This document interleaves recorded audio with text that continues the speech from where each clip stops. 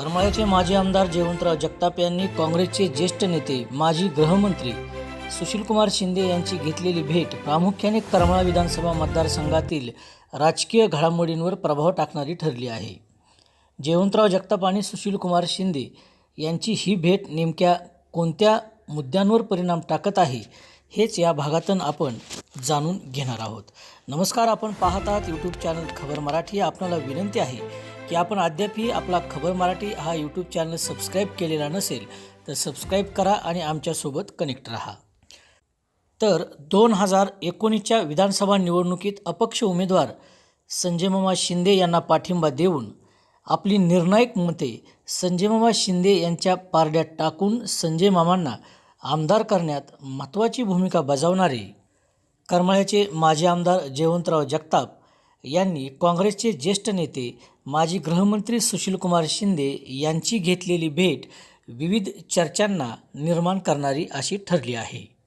जयवंतराव जगताप आणि सुशीलकुमार शिंदे यांची ही भेट काँग्रेसच्या बेरजेच्या राजकारणाच्या हालचाली दर्शविणारी असतानाच जयवंतराव जगताप हे पुन्हा काँग्रेसमध्ये सक्रिय होतील हे संकेत देणारी आहे। या भेटीसंदर्भात बोलताना जगताप यांनी माझी खरी नाळ सुशीलकुमार शिंदे, शरद पवार, विजयसिंह मोहिते पाटील यांच्याशीच जुळलेली आहे असे सांगून आगामी विधानसभा निवडणुकीसाठी महाविकास आघाडीकडून उमेदवारीची जणू मागणीच केली आहे। जयवंतराव जगताप आणि सुशीलकुमार शिंदे यांची भेट मुख्यतः विद्यमान आमदार संजय मामा शिंदे यांच्या गोटात काहीशी अस्वस्थता निर्माण करणारी आहे हे मात्र नक्की। कारण जयवंतराव जगताप हे काँग्रेसवासी झाले तर सध्या राष्ट्रवादी काँग्रेस अजितदादा पवार गटात असलेल्या विद्यमान आमदार संजय मामा शिंदे यांना गेल्या निवडणुकीप्रमाणे जयवंतराव जगताप यांची राजकीय साथ मिळणार नाही।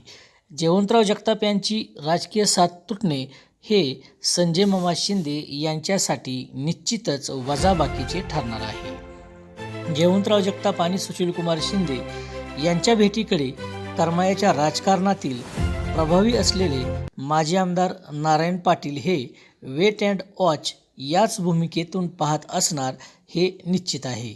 कारण नारायण पाटील हे राष्ट्रवादी काँग्रेस शरदचंद्र पवार पक्षात असून ते महाविकास आघाडीचे विधानसभेचे संभाव्य उमेदवार असणार असेच वातावरण लोकसभा निवडणुकीपासून निर्माण झालेले आहे।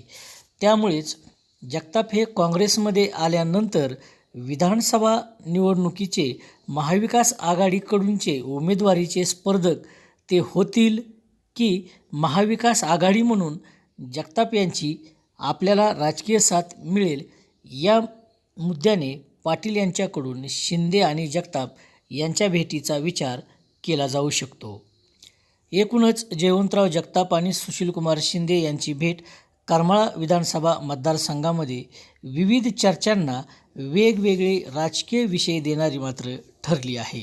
याशिवाय जयवंतराव जगताप हे काँग्रेसमध्ये दाखल झाले तर येथील राजकीय समीकरणे बदलली जाणार आहेत हे नक्की। त्यामुळेच सदरची भेट ही राजकीयदृष्ट्याही करमाळा विधानसभा मतदारसंघासाठी खूप महत्त्वाची अशीच मानली जात आहे। जयवंतराव जगताप यांनी भाजपशी संलग्न असूनही ज्येष्ठ नेते शरद पवार, विजयसिंह मोहिते पाटील यांच्याप्रती असलेला आदरभाव आणि राजकीय जिव्हाळा लोकसभा निवडणुकीच्या काळामध्ये दाखवून दिला होता। महाविकास आघाडीचे उमेदवार असणारे धैर्यशील मोहिते पाटील यांची करमाळ्यात प्रचारसभा असताना आलेले शरद पवार आणि विजयसिंह मोहिते पाटील यांचा खास सन्मान जयवंतराव जगताप यांनी केला होता। त्यावेळची ती भेट ही राजकीयदृष्ट्या महत्त्वाची ठरली होती। तेथूनच जगताप गटाच्या समर्थकांना नेमके या निवडणुकीत काय करायचे आहे हा संदेश पोहोच झाला होता। नेहमीच निवडणूक बदलली की राजकारणाची समीकरणे बदलाची परंपरा असलेल्या करमाळा विधानसभा मतदारसंघामध्ये आता माजी आमदार जयवंतराव जगताप यांच्या भूमिकेमुळे वेगवेगळे विषय आता चर्चेत आलेले आहेत।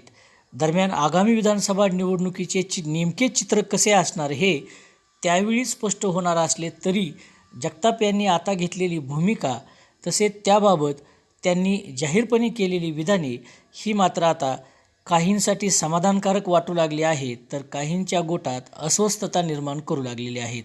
दरम्यान जयवंतराव जगताप आणि सुशीलकुमार शिंदे यांची भेट आगामी विधानसभा निवडणुकीवर कशा प्रकारे प्रभाव टाकेल आणि आगामी विधानसभा निवडणुकीत जयवंतराव जगताप हे नेमके कोणत्या भूमिकेत असतील याबद्दलच्या संभाव्य शक्यता नेमक्या काय असू शकतात याबाबतची तुमची मते कमेंट करून नक्की नोंदवा.